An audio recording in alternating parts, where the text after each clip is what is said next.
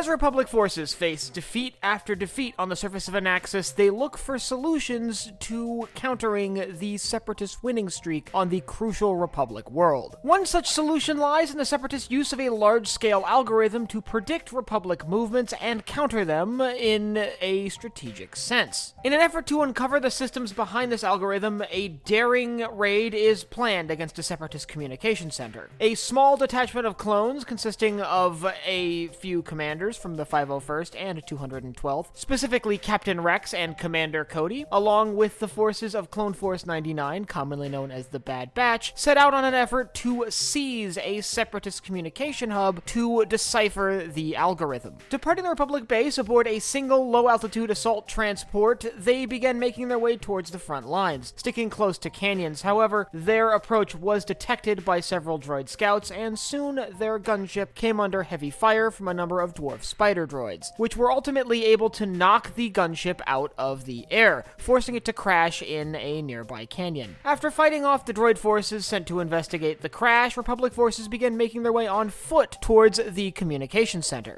As they approached the communication center, they seized an outpost on one of the hills surrounding the communication center and began preparing for their assault. Meanwhile, the Separatists, having realized that the clones had survived the crash of their gunship, mustered a large force and began pursuing this small clone infiltration team towards the communication outpost. The Republic objectives in the coming battle were to seize the communication outpost for long enough for their technical experts to decipher the nature of the algorithm used to predict Republic troop movements. Meanwhile, the Separatists sought to prevent the Republic from accessing this algorithm and wipe out the infiltration squad sent to access this communications hub. The Republic force consisted of a small number of infantry which had at this point camped out on the nearby hillsides surrounding the communication center. The communication center itself was guarded by a large number of B-1 and a handful of B-2 battle droids. After taking some time to study the Separatist defenses and formulate a plan, an assault was carried out. The clone force split off into two groups, with one group swinging around the back of the facility, while the main group approached the facility from the front, immediately engaging the droid forces stationed outside the entrance to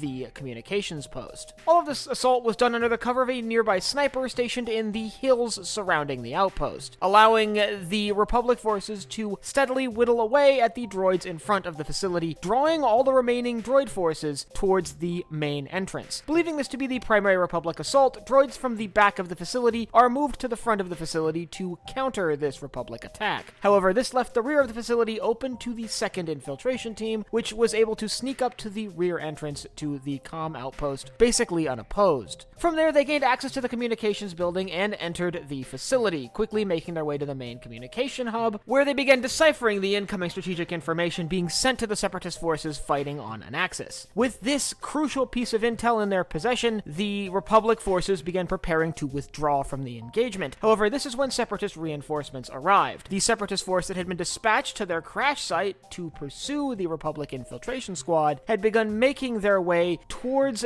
the communications hub, as that was now the apparent Republic target. Before Republic forces could withdraw from the engagement, several MTTs emerged from the nearby woods and began deploying numbers of B-2 battle droids, supported by a large number of B-1s emerging from the woods on foot. This force quickly overwhelmed the Republic troops that had been stationed outside the main entrance of the facility, forcing them to fall back into the comms outpost. After regrouping with the troops that had made it in the rear and communicating with the sniper, ordering him to seize a nearby transport, Republic forces made their way out the back of the facility as the Separatists poured in the main entrance and flanked the facility from both sides. This put the Republic forces now in a rather tricky position. On the outside of the facility, just behind the back entrance that had been infiltrated in the initial strike, the Republic forces now found themselves basically surrounded, with Separatist forces coming from within the facility, as well as around either side of the communications building. Thankfully, however, they were able to regroup with their sniper and steal a Separatist transport that had been stationed at that facility, using this transport to make a fighting retreat from the ongoing engagement, with Republic forces managing to successfully withdraw from this commando raid. At the end of the day, this raid could be considered a Republic success. They had managed to successfully steal the information needed to decipher the Separatist strategic communications network that would allow them to hone in on the source of this strategic information, the Chakno Union facilities on Skako Minor. The Republic's success in this raid paved the way for an assault on Skako Minor, which would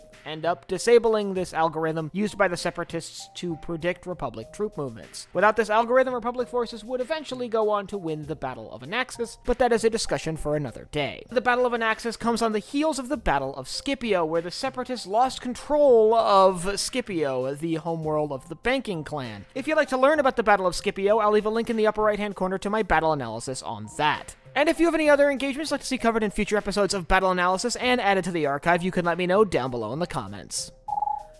Last but not least, if you enjoyed this video, head down below, hit the like button, the subscribe button, and the bell icon so you get notified when I upload new videos. So for Sci-Fi Deep Dive, I'm Colin, and I will see you next time.